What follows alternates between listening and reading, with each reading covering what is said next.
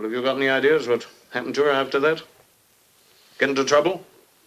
Go on the streets? No, Mr. Birling. She didn't exactly go on the streets. Oh, I'm sorry. I didn't know you had someone with you.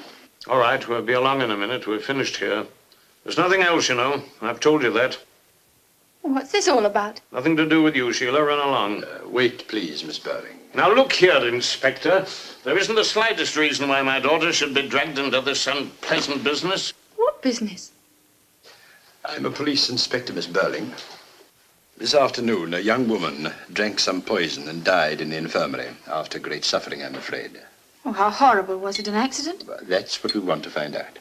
Yes, well, don't tell me the girl committed suicide just because I dismissed her from my employment about 2 years ago. Well, did you? Yes, I did. She'd been causing trouble at the works. It was quite justified. I think you were. I wish you hadn't told me. What was she like? Yes, what was she like? Quite young, 24. Well, pretty? Not when I saw her today, Miss Birling, but she'd been pretty.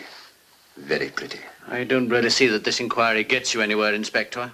It's what happened to her since she left Mr. Birling's works that is important. Obviously. And we can't help you there because we don't know. Are you quite sure you don't know? Are you suggesting that one of them had something to do with this girl? Yes. So you didn't come here just to see me, then? No. No, I'm afraid I'll have to ask you all a few more questions yet. Well, I've told you all I know. So I'd be much obliged if you'd ask your questions and then clear out. We were having a nice little family celebration here this evening. A nasty mess you've made of it, haven't you? It was not of my making, I assure you, Mr. Birling. I don't understand, Inspector. You talk as if we were responsible for this poor girl's death. You seem to forget that we're respectable citizens and not criminals, you know. Well, sometimes there isn't as much difference as one would think. Indeed, if it were left to me, I wouldn't know where to draw the line. Well, fortunately, it isn't left to you, is it? Very fortunately. I only have to make inquiries. What happened to this girl after she left my father's works? Well, she was out of work for a couple of months. As you can imagine, she had a very distressing time. Indeed, according to her diary, she came very near to starvation. Oh, how terrible. Then she had a wonderful stroke of luck. She was taken on in a shop, a good shop. Millward's. Millward's? Oh, we go there. In fact, I was there this afternoon for your benefit. She enjoyed working there. She liked being amongst pretty clothes. It seems she felt that she was making a really fresh start. But after 2 months, they told her she'd have to go. Not doing her work properly? No. There was nothing wrong about the way she was doing her work. They admitted that. Well, there must have been something wrong. No. All she knew was that a customer had complained about her, and so she had to go. When was this? The end of January last year. What was this girl like? Well, if you'll come over here, Miss Birling, I'll show you.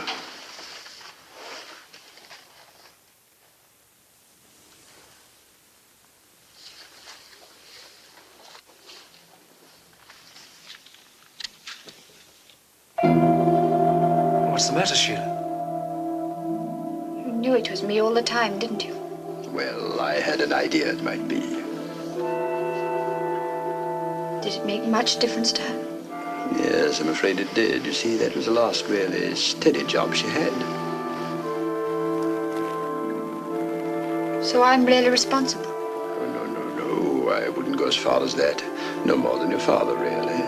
What did you do, Sheila? What happened?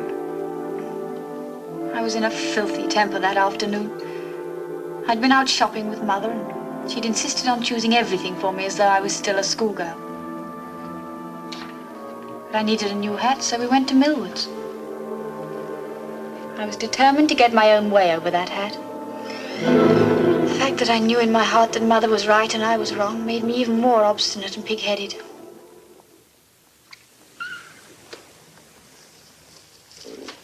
This is the one I like best. No, dear. Doesn't suit you at all. Oh, Mother, you always say that when I choose something.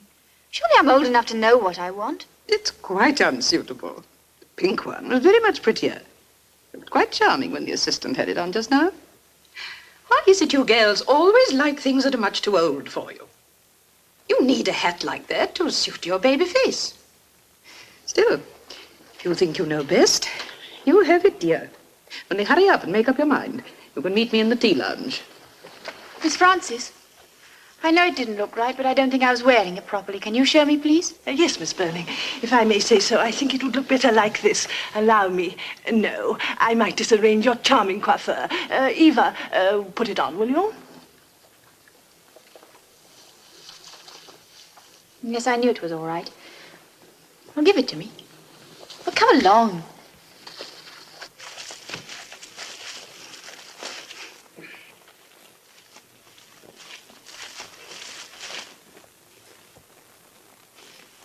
All right, I won't have this hat or any other. Oh, but Miss Birling... I'm not going to sit here trying on hats for your amusement. But I assure you... That girl was grinning her head off. Don't you teach them any manners? Eva, you won't. No, Miss Francis, I wasn't, and it isn't my fault. I'm going to report you for impertinence. Well, I must say that's unfair. It's nothing of the sort. You know perfectly well you were being insolent. I'm sorry if I gave that impression, madam, but I assure you nothing Don't was just further. stand there, Miss Francis. Do Miss something. Birling. Is there anything wrong? Yes, this girl has been abominably rude. And if she's still here the next time I come, I'll walk straight out. Oh, Miss Birling, I'm sure there And must be once some more, I'll mistake. ask my mother to close her account with you. It didn't seem anything very terrible at the time. Well, of course it wouldn't, Miss Birling, at the time. Well, how could I know what it would lead to? If she'd been some miserable, plain little creature, I don't suppose I would have done it. She was very pretty and looked as if she could take care of herself. In fact, in a kind of a way, you might be said to have been jealous of her. So I suppose I was. Oh, but if I could help her now, believe me, I would. I'm sure you would, Miss Birling. But you can't. It's a great pity. She's dead. It's a bit thick when you come to think Oh, of I it. know. I've never done anything like that before. And I'll never do it again to anybody. Why had this to happen? That's what we hope to find out before I leave here, Miss Birling. So far, we've discovered that Eva Smith lost one job because she was sacked out of hand by her father. Then she lost another one because, well, for reasons which you've just described, Miss Birling. Now she had to start again. She was anxious to dissociate herself from the past, so she changed her name to Daisy Renton. What? I said she changed her name to Daisy Renton.